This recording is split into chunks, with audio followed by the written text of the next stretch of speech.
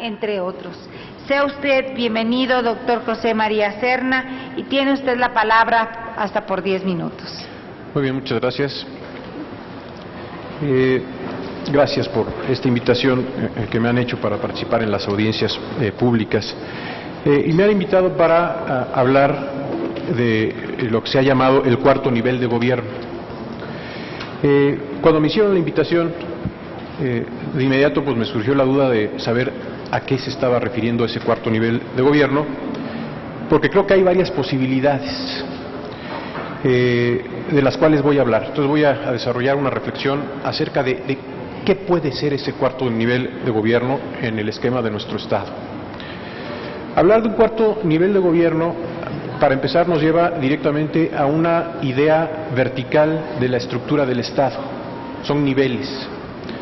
Y si estamos hablando de nuestro Estado, que es un Estado federal, tenemos 3 niveles: el federal, el estatal y el municipal.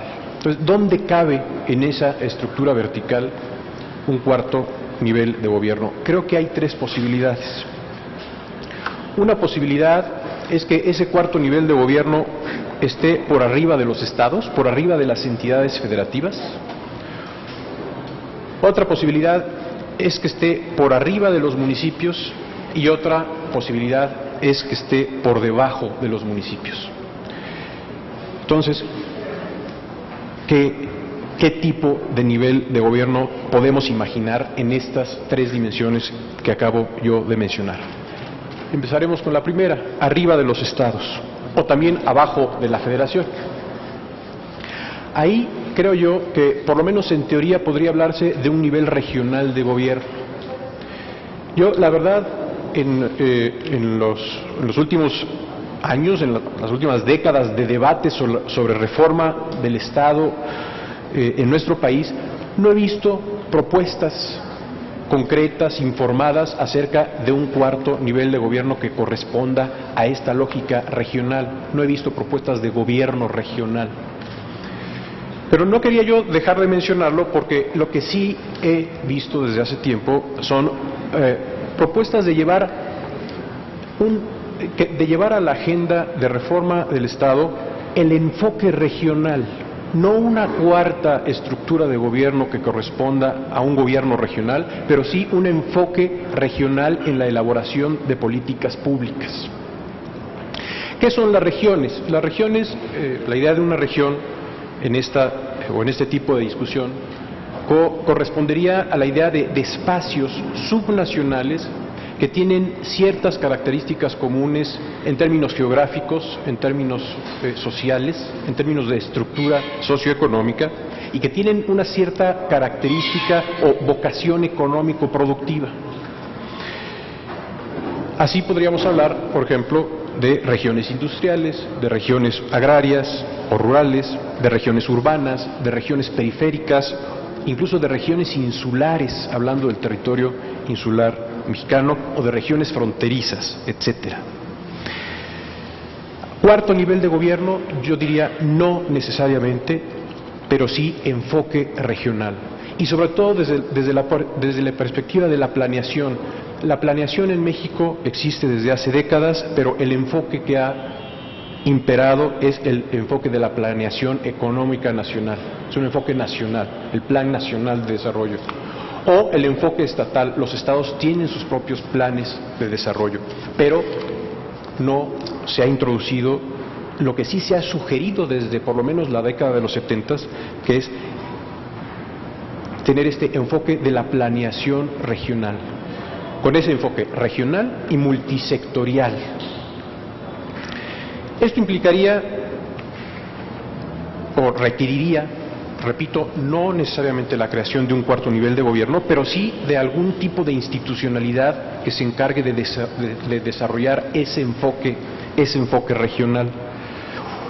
Un poco podríamos incluso extrapolar la idea de las comisiones de conurbación que existen para la coordinación y regulación conjunta de las zonas conurbadas. Bueno, llevar esa idea de comisiones de concertación al plano regional y crear algún tipo de mecanismo de coordinación entre federación, estados y municipios para llevar a cabo ese tipo de planeación con enfoque regional. La segunda opción es la que yo mencionaba como la opción que se ubicaría arriba de los municipios o debajo de los estados. Esa opción, por cierto, es la que prohíbe el artículo 115 constitucional. No se permiten autoridades intermedias entre estados y municipios. En concreto, ¿a qué nos referiríamos con esa opción por arriba de los municipios? Yo creo que esto nos lleva directamente a la discusión de el gobierno metropolitano, el tema de las zonas metropolitanas. Este tema creo yo que es muy importante y cada vez lo va a ser más, por diversas razones, algunas que tienen que ver con la evolución de la estructura social y económica y poblacional del país. Hoy día arriba del 55% de la población mexicana vive en zonas metropolitanas. Arriba del 75% del Producto Interno Bruto se genera en zonas metropolitanas. Si en 1976 había 12 zonas metropolitanas, en la actualidad existen no recuerdo exactamente el número, 58 o 59 zonas metropolitanas. Cada vez son más importantes, cada vez tienen mayor peso en términos de lo positivo y de lo negativo.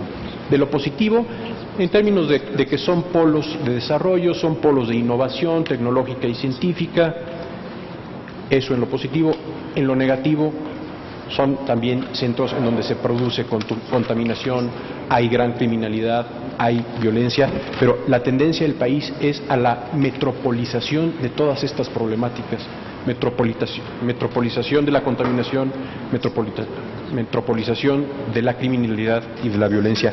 Y el problema es que hay un desfase entre la normativa jurídica constitucional y legal de cómo se regulan las zonas metropolitanas y lo que son las ciudades reales. No hay una correspondencia en términos de buena gobernanza metropolitana. Y ahí habría que buscar entonces cuáles son los modelos de gobernanza metropolitana. El otro tema o la otra opción es la opción que mencionaba yo de un cuarto nivel de gobierno por debajo de los municipios. Y al parecer, y después me llegó un documento adicional vinculado con esta invitación que me hace amablemente el Senado, me parece como que la preocupación del Senado va por esta línea del cuarto nivel de gobierno abajo de los municipios. Pero de todas maneras me surgió la idea en qué estará pensando el Senado o en qué estarán pensando las personas que han convocado, los senadores, a estas audiencias públicas. Lo primero que hice fue analizar algunas leyes orgánicas de municipios de los estados y me encontré que ya hay algunas figuras que podrían corresponder a la idea de un cuarto nivel de gobierno submunicipal. Por ejemplo, en la ley orgánica del municipio de Tlaxcala están las figuras de los delegados municipales o están las figuras de las presidencias de comunidad. La idea de delegado municipal es un poco equívoco porque no es que el ayuntamiento delegue a alguna persona funciones, no es eso, sino que los delegados municipales son elegidos por las comunidades, son comunidades de menos de 1,000 personas, dice la ley de Tlaxcala, o las presidencias de comunidad, hay presidentes de comunidad que no son meros delegados de los ayuntamientos, sino que son personajes elegidos en sus comunidades que son de más de 1,000 personas, según lo dice la propia ley orgánica municipal, que son electos cada 3 años y tienen una serie de facultades que los hace ver como autoridades submunicipales. No voy a leer todas las facultades que tienen, pero algunas de ellas se encuentran en el artículo 56 de la ley orgánica del municipio de Tlaxcala.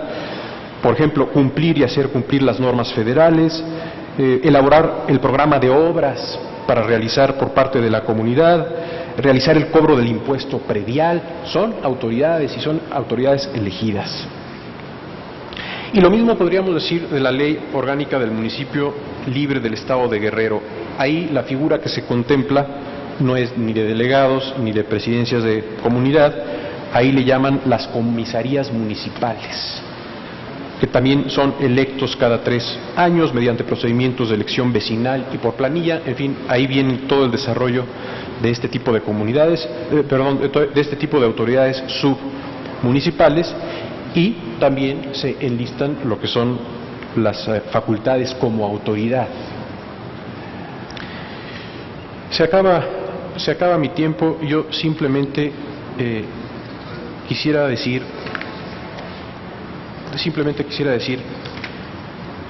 pues que esas son las opciones cuando hablamos de un cuarto nivel de gobierno, que en términos de estructuras de gobierno, yo diría la más clara, la más obvia, pero que habría que discutir porque existen varias opciones, es la opción del gobierno metropolitano.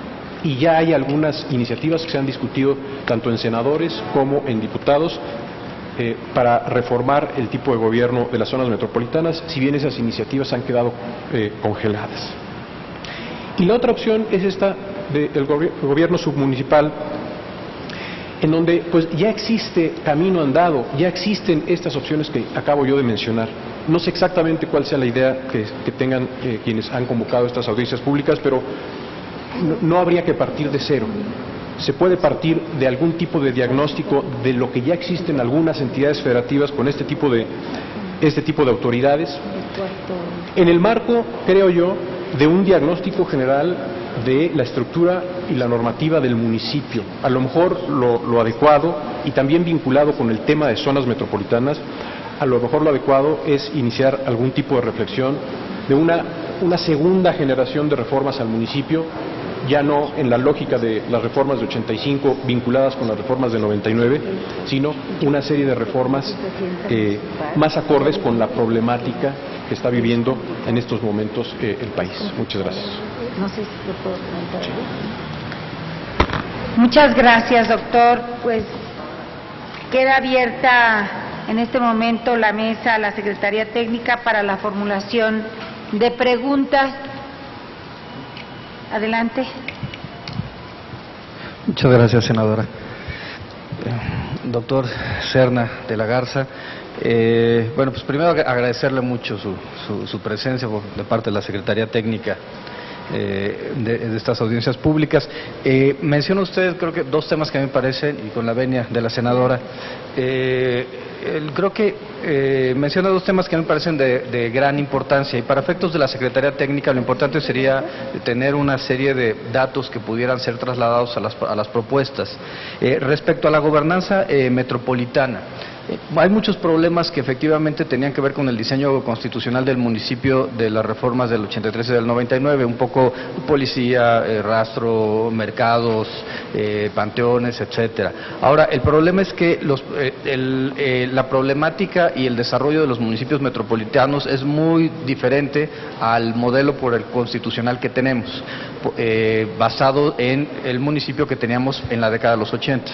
¿Cuáles serían esos elementos de gobernanza metropolitana que tenemos que incorporar a nivel legal y a nivel constitucional para efecto de poder tener un mejor servicio a la ciudadanía, por ejemplo, en temas que son y problemas de carácter transversal como podrían ser la basura o los problemas de seguridad?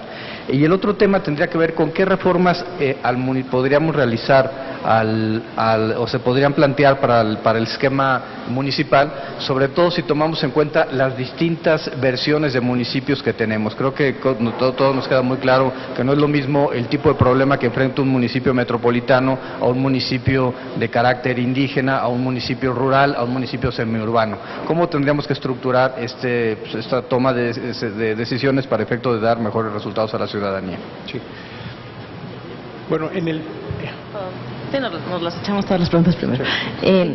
Bueno, yo quisiera preguntar, si se planteara un sistema de gobierno metropolitano, ¿cómo podríamos garantizar el sistema de pesos y contrapesos? O sea, ¿quién le hace frente a un gobierno de esta naturaleza?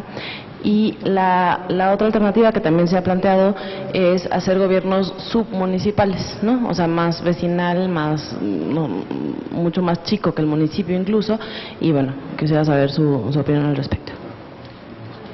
Sí, Adelante. Sí, perdón, senadora. Quisiera comentar que en este momento se va a abrir a todas las preguntas y al finalizar tendría usted tiempo para dar contestación a todas ellas. Muchas gracias, doctor. Muchas gracias. Sí, el otro tema sería cómo empatamos las legislaciones, porque muchos municipios metropolitanos implican contacto con varias entidades federativas, pienso en los de las delegaciones del Distrito Federal con el Estado de México. Y el otro tema sería cómo vendrían los procesos electorales, cómo se visualizaría un proceso electoral para efectos de una autoridad de carácter metropolitano, cuál sería el nivel de representatividad, el tema de la representación proporcional en la integración de los cabildos, etcétera. Gracias, senador. Yo sí quisiera comentar, me llamó mucho la atención el tercer punto, en el que se hablaba de verlo por debajo de los municipios, ¿no? Y a mí ya me tocó, porque fui presidenta municipal de Tlaxcala Capital, y bueno, es cierto que la ley orgánica establece en el artículo 56 precisamente pues el que los delegados, en este caso los presidentes de comunidad, tengan voz y voto en un cabildo. Y bueno, pues esto, yo que ya lo viví en carne propia, es difícil porque independientemente de que uno tiene una planilla compuesta por un síndico y regidores y que son de diferentes partidos, se agrava más cuando tenemos que compartir pues las decisiones de un municipio con diferentes personas, con diferentes puntos de vista y con de diferentes partidos políticos también. En Tlaxcala tenemos 11 comunidades, entonces si le sumamos a los 11 presidentes de comunidad del cabildo, que viene siendo de 8 personas, más aparte la presidenta, pues bueno, pues se hace un poco complicado la toma de decisiones. Sin embargo, lo logramos y sin ningún problema pudimos sacar adelante el municipio, pero creo que sí se complica para la toma de decisiones si llega a lo mejor un presidente que no tiene el tacto para poder conjugar pues la voluntad de todos al elegir alguna decisión, ¿no? Ese sería mi comentario y bueno, le cedo la palabra también al licenciado Felipe Cermeño. Doctor José María de la Serna, la verdad es que es un privilegio tenerlo aquí con nosotros. Yo en el ámbito profesional he escuchado de los gobiernos regionales como un cuarto nivel, fundamentalmente a partir del conflicto indígena, del conflicto zapatista en México.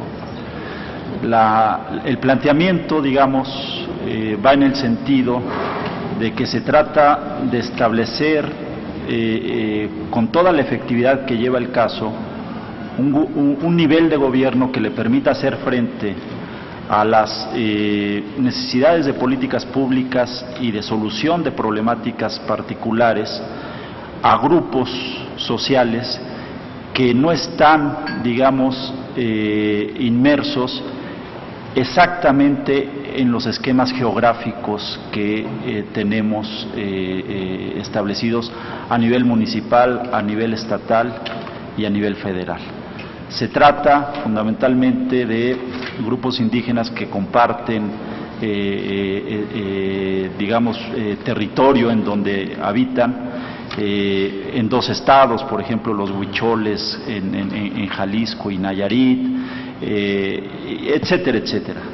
Entonces, la idea, entiendo, al plantear el tema, y bueno, nosotros evidentemente como Secretariado Técnico tenemos la responsabilidad de hacer análisis sobre la viabilidad del planteamiento, pero la idea de plantear un tema de esta envergadura va precisamente en la idea de dotar, digamos, de herramientas de solución a problemáticas regionales a través del empoderamiento de comunidades que no están actualmente en los espacios geográficos rígidos establecidos en los municipios y en los estados.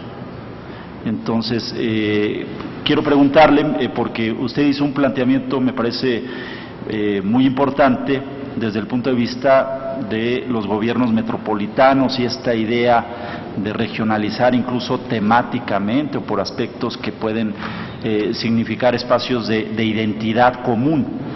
Pero un elemento esencial, cuando, al menos que yo he escuchado cuando se habla de los gobiernos regionales, es este elemento, digamos, de identidad hacia un pueblo o comunidad indígena.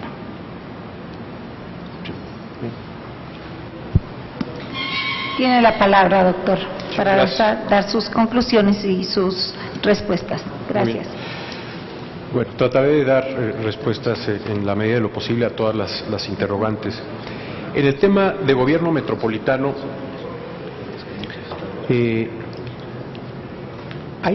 hay dos grandes modelos. O sea, si uno revisa la literatura que existe acerca de esta problemática, tarde o temprano llega uno a la existencia de dos modelos.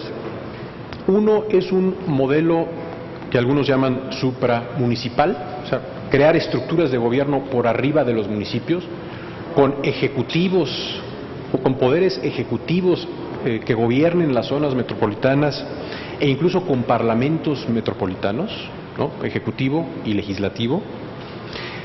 Y el otro modelo es un modelo intermunicipal, donde no hay tales estructuras, sino que todo depende de los acuerdos a los que lleguen los niveles de gobierno involucrados, generalmente gobiernos municipales, pero también gobiernos estatales e incluso federales, si estamos hablando de zonas metropolitanas en donde están involucradas más de dos o más entidades federativas, ¿no? Este segundo modelo es o corresponde a lo que ya hay. ¿Qué es lo que ya hay? Lo que ya hay para el gobierno de zonas metropolitanas pues son las comisiones de conurbación. Ya en la Constitución se establece, ¿no? Se establece una base para el gobierno de conurbaciones.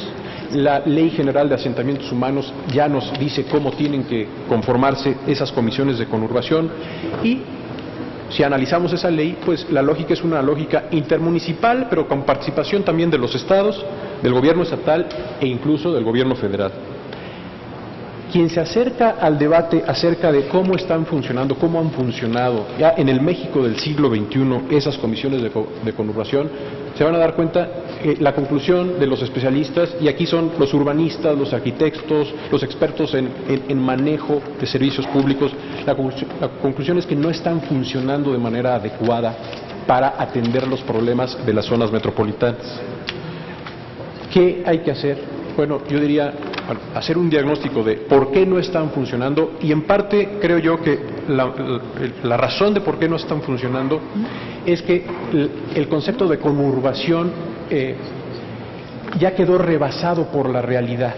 No todas las zonas metropolitanas corresponden exactamente a la idea de conurbación. Más allá de las conurbaciones hay otro tipo de zonas metropolitanas que no tienen una respuesta de organización en términos de gobernanza o de gobierno de zona metropolitana, más allá de la idea simple de conurbación que data de la reforma de 1976 a la Constitución y de el desarrollo que se ha hecho a través de la Ley General de Asentamientos Humanos. Entonces, hablaba de pesos y contrapesos. ¿Qué pesos y contrapesos podría pensarse en una posible estructura de gobierno supramunicipal de carácter metropolitano? Pues podría pensarse en una estructura de ejecutivo y de legislativo. Pero aquí no da tiempo para dar muchos detalles, pero ya hay una iniciativa que presentó en 2005 en aquel entonces el senador Demetrio Sodi, en donde establece una forma de elegir un ejecutivo metropolitano y una forma de elegir a un parlamento metropolitano. Entonces, si se habla de frenos y contrapesos, esa podría ser una guía dentro de la opción de gobierno supramunicipal. En el tema de las asimetrías, efectivamente, uno de los temas que ha preocupado a los municipalistas en las últimas décadas, diría yo, es que existe un solo esquema normativo constitucional para organizar al municipio. Y existen muchos tipos de municipios en la realidad sociológica. Hay municipios en comunidades rurales, hay municipios en comunidades indígenas, hay municipios en ciudades intermedias, hay municipios en grandes zonas metropolitanas que involucran a varios municipios. Creo yo que ahí efectivamente hay un punto de reflexión, de diagnóstico de si debemos o no avanzar hacia una especie de municipalismo asimétrico.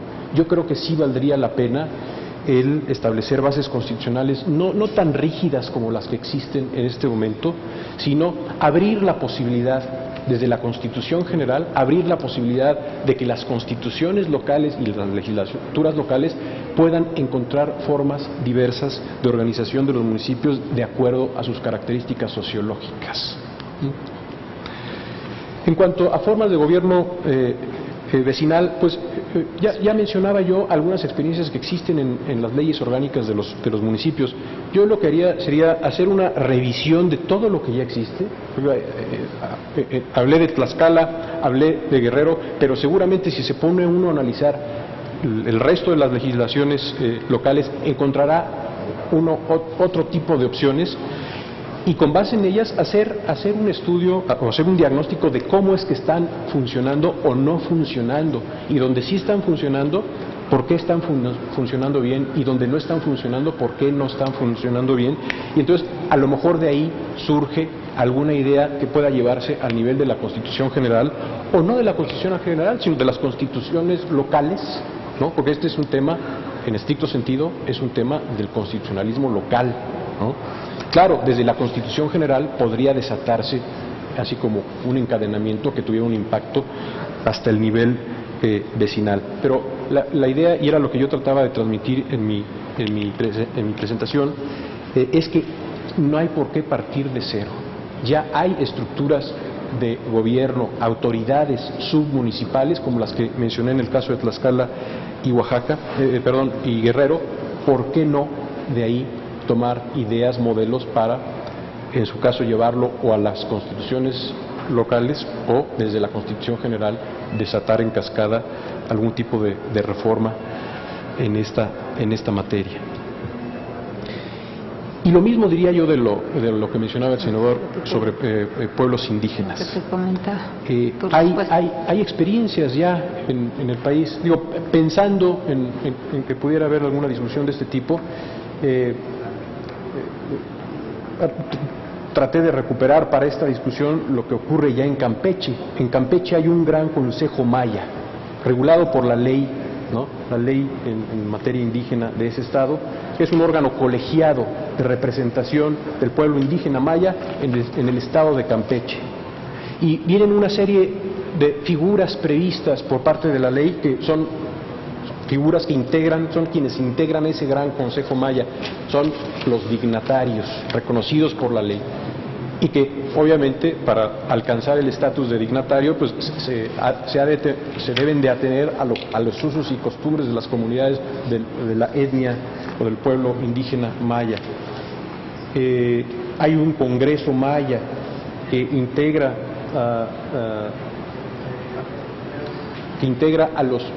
a las comunidades y a los pueblos que forman parte del pueblo maya y que tienen la obligación de reunirse una vez al año. En fin, esto lo menciono muy de pasada, simplemente para resaltar la idea de lo que ya decía yo en relación con gobierno vecinal, pues lo repito, en relación con gobierno, no de gobierno, en cuestión de estructuras para canalizar la participación política y la representación de las comunidades indígenas. Bueno, ya hay en los estados estructuras. Estoy mencionando la de Campeche.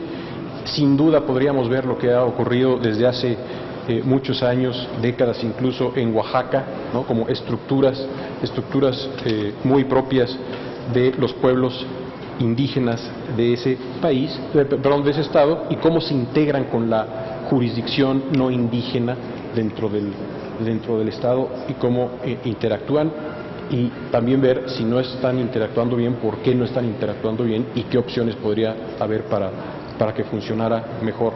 Es una de las virtudes de los sistemas federales, permite como experimentar en los distintos estados y en los distintos municipios, y donde se encuentran experiencias de gobierno o experiencias institucionales que son útiles y que funcionan para resolver ciertos problemas, se pueden llevar a nivel de lo municipal a lo estatal, o de lo estatal incluso a lo federal o a lo general. Esas serían mis respuestas a sus preguntas. Muchas gracias, doctor.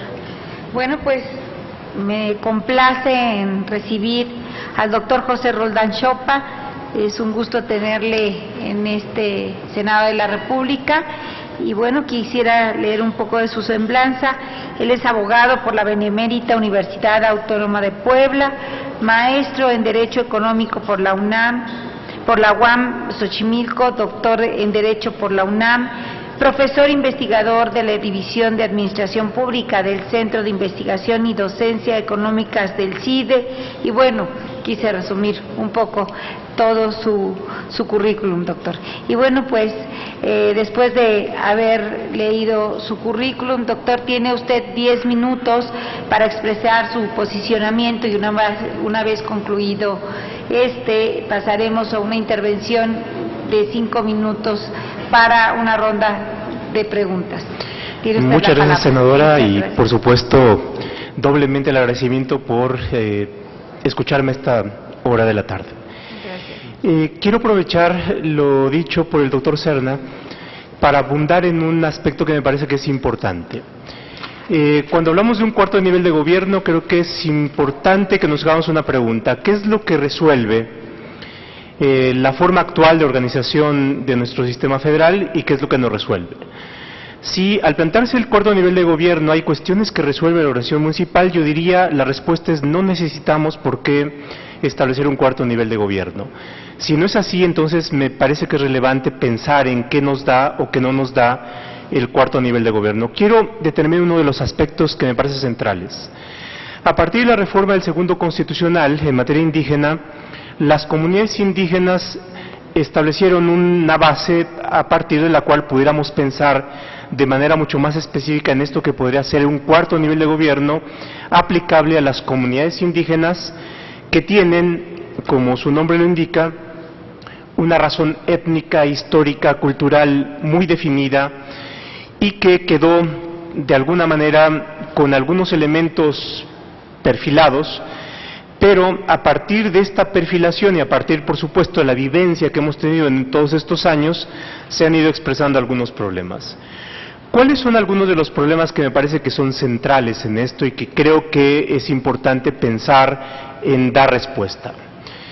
Las comunidades indígenas se definieron a partir de una determinada raíz étnico-histórico-cultural. Al establecer el segundo constitucional que las comunidades iban a estar reguladas por las constituciones y las legislaciones estatales, se generó un problema. El problema es que determinados pueblos y determinadas comunidades indígenas no necesariamente obedecen a una delimitación geográfica estatal. Es posible que algún pueblo indígena y por tanto alguna comunidad pudiese compartir su demarcación geográfica en más de una entidad federativa.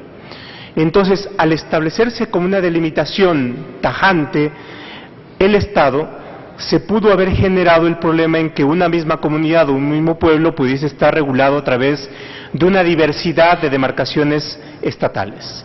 Y esto, por supuesto, viene a dañar un elemento que es importante en la demarcación y en la configuración de las comunidades indígenas, que es la idea de unidad. Es decir, un pueblo debe regularse como una unidad, dado que comparte determinadas características culturales, étnicas y, por tanto, en su organización, y que en lugar de venir a acrecentar esta unidad, vendría a representar un fraccionamiento.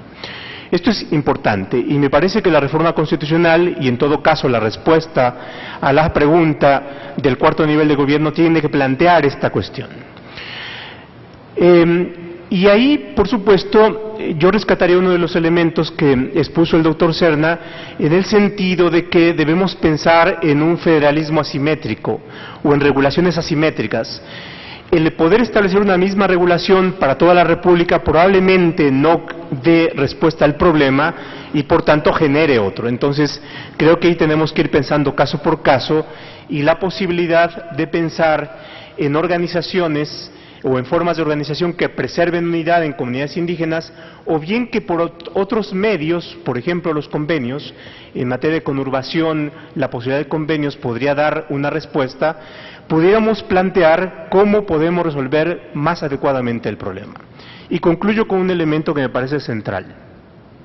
Si se piensa en un cuarto nivel de gobierno, es también pensar en ciertos ámbitos competenciales que pudieran, en un contexto de autonomía, configurar nuevas unidades, que serían unidades como actores, además del municipio, el Estado y la Federación. Las autonomías son competencias, pero también tienen que verse en contextos en donde otros órdenes de gobierno pudieran invadir estas competencias. Si es así, entonces hay que ver un medio para preservar las autonomías. El medio que está en nuestro orden constitucional es la controversia constitucional. Por tanto, habría que pensar en nuevos actores que tendrían legitimidad activa para promover controversias constitucionales, lo cual llevaría a una multiplicación de probables acciones de controversia constitucional ante la Corte. Esto, por supuesto, podría plantear solución al problema de eventuales violaciones a la autonomía, pero también una multiplicación de acciones.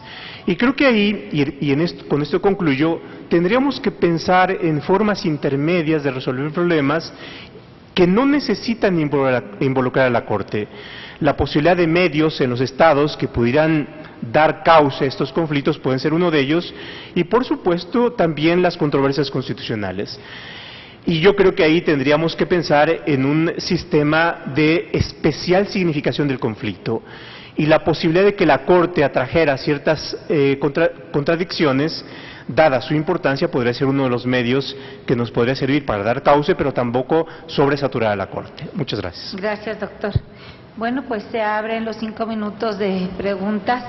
Aquí se abre este espacio para escuchar comentarios. Adelante.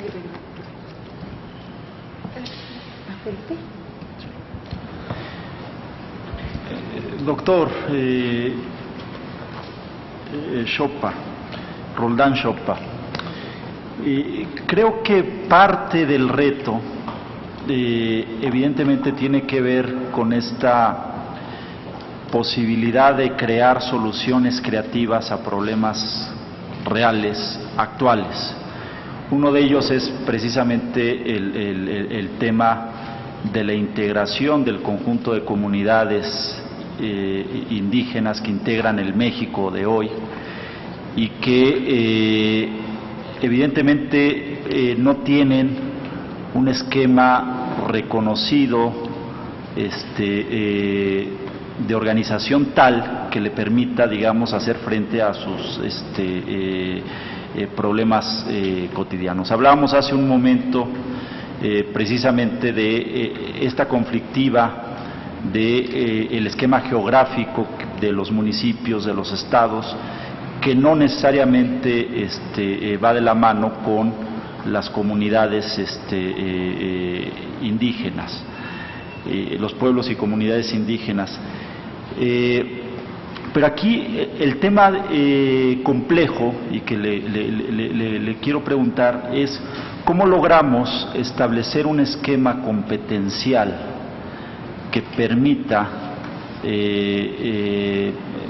digamos, armonizar legislaciones ya no de 3 niveles, sino de 4 niveles de gobierno que van a estar en un momento dado compartiendo un mismo espacio geográfico. Porque si en el hipotético caso, digamos, de que se cree el 4º nivel de gobierno, vamos a estar ante una circunstancia en donde puede ser que este nivel de gobierno, los gobiernos regionales, el gobierno regional de la comunidad huichola, de la comunidad maya, comparta 2 entidades o 3 entidades, y en estas entidades hay un esquema normativo expreso, específico, que va a ser aplicable. Entonces, ¿cómo logramos hacer un esquema armónico que permita la aplicación normativa y que permita también el ejercicio adecuado del imperium de la autoridad, ¿no? Porque me parece que es parte de la complejidad. Y además es una decisión altamente problemática. Yo arrancaría de 2 modelos. La primera, de la comunidad como una entidad o una demarcación submunicipal, es decir, cada municipio a su vez está compuesto por comunidades. Esta es una manera. Y por supuesto, no en todos los estados se da de la misma magnitud el tema de las comunidades indígenas, sino solamente en alguno de ellos. Es posible que en algunos de estas entidades federativas no exista el problema. Pero este es un modelo. Otro es, por ejemplo, el que existe en Nicaragua, en donde las zonas indígenas son autonomías, que son más o menos análogas a ciertas provincias o ciertos gobiernos provinciales. Entonces, una primera cuestión es dónde ubicamos el tema del 4º nivel de gobierno, si es a nivel de las autonomías de los pueblos indígenas, y por tanto ahí tendríamos que pensar, por ejemplo, en ciertos pueblos en donde tiene una mayor cohesión en su ubicación geográfica. Pienso, por ejemplo, en los lacandones, en donde es una población cuantitativamente menor, pero que más o menos podemos ubicar en una demarcación geográfica. La reserva lacandona, por ejemplo, o la huichola o la cora, en donde más o menos hay una determinada ubicación. En otros casos, pensemos que hay 50 y tantos, 52 pueblos indígenas.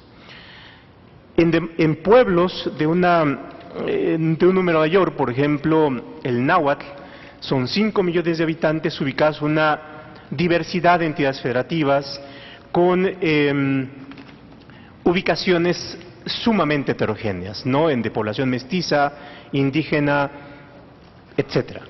Entonces, en eso es tremendamente problemático el pensar en esta demarcación.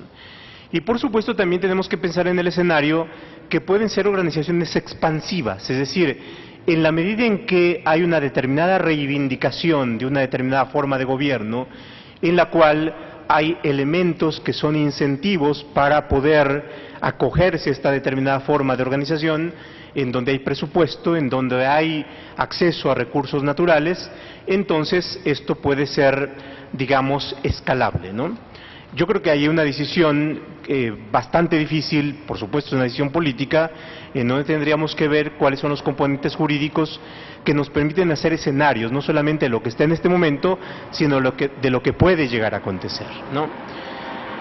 Yo diría, en la parte más simple, y es la que se ha venido viviendo durante mucho tiempo, es la comunidad como parte del gobierno municipal, en donde se dan de distinta manera ciertas demarcaciones que tienen una determinada forma de gobierno, ¿no?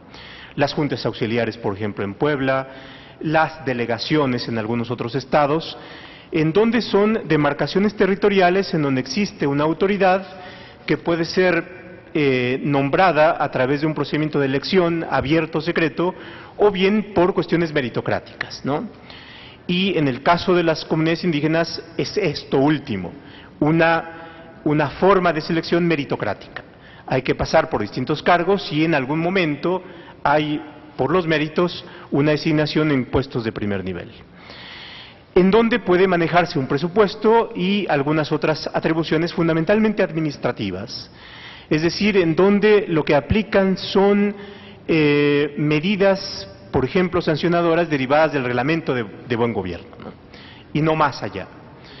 Entonces, una primera cuestión es en qué tipo de autonomías estamos pensando, más a la nicaragüense o más a lo que hemos venido en la organización municipal nuestra. La otra cuestión, ¿cuáles competencias? Pueden ser competencias administrativas, para establecer sanciones respecto de ciertas faltas o bien para manejar presupuestos en programas y en ciertas cuestiones muy definidas bajo el presupuesto de egresos del Estado, de la Federación, en fin.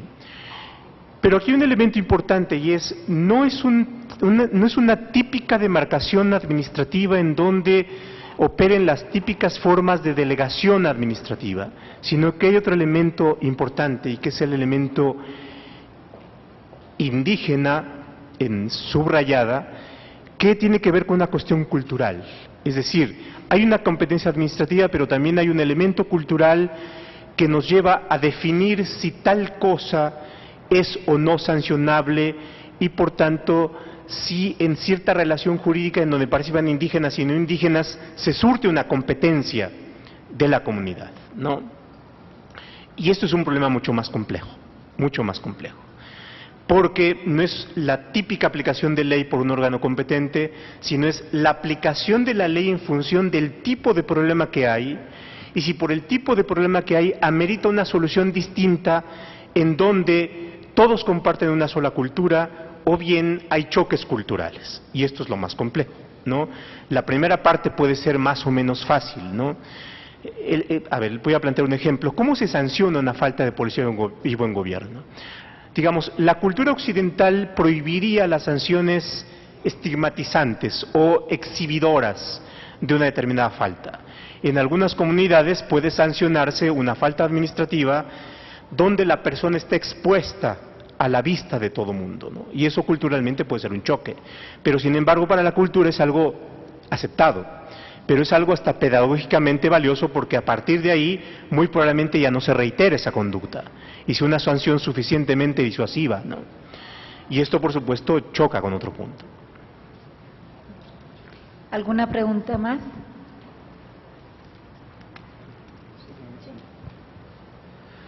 Bueno, muchas gracias, doctor Roldán Chopa, por su presencia.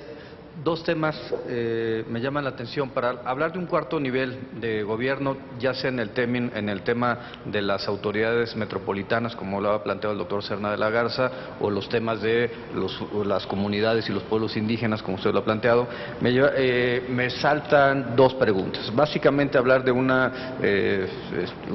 nivel de gobierno implicaría, por un lado, la competencia legal, cuáles serían sus ámbitos de actuación. Algo ya se ha mencionado aquí que tendría una especie de facultades administrativas, si bien tomando en cuenta el matiz del pueblo comunidad indígena. Pero el otro tema es el tema de la recaudación.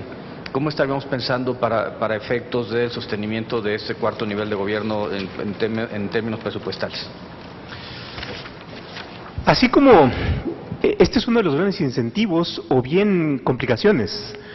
Es decir, todo nivel de gobierno supone que puede tener o debe tener ingresos para autosostenerse. La autonomía viene también de una idea de la autosostenibilidad y este es uno de los grandes problemas del federalismo. Por supuesto, implicaría la pregunta de ¿se requieren recursos y dónde van a obtener los recursos? Si pensamos en autonomías o en estas formas, por ejemplo las conurbaciones, tendría que pensarse si es que lo que actualmente se entiende como parte de los recursos donde la Federación obtiene ingresos va a sufrir algún cambio, o bien si el cambio es a partir de las atribuciones estatales que tiene para recaudar, o bien las municipales, principalmente impuestos a la propiedad raíz, o bien ingresos derivados de los servicios administrativos que presta, uso de suelo, construcciones, etcétera, etcétera.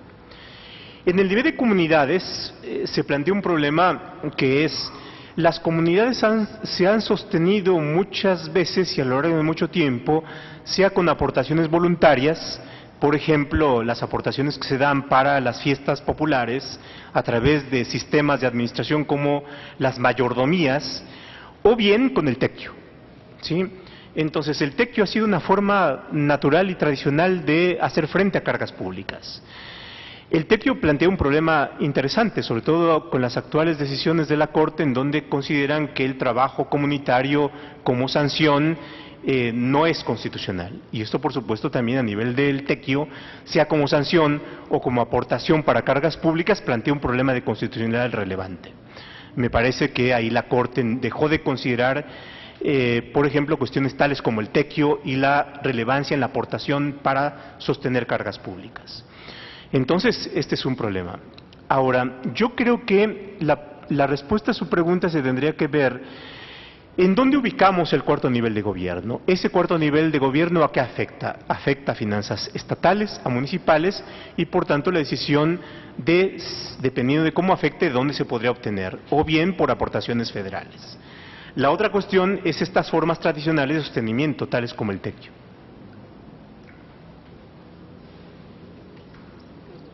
Muy bien.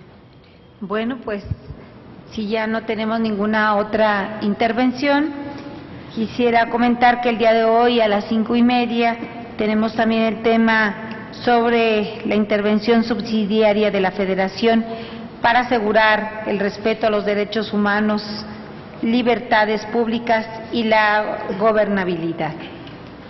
Después de escuchar los comentarios de tan distinguidos ponentes, el doctor José María Serna de la Garza y el doctor José Roldán Chopa, quisiera agradecer la presencia de todos ustedes, siendo las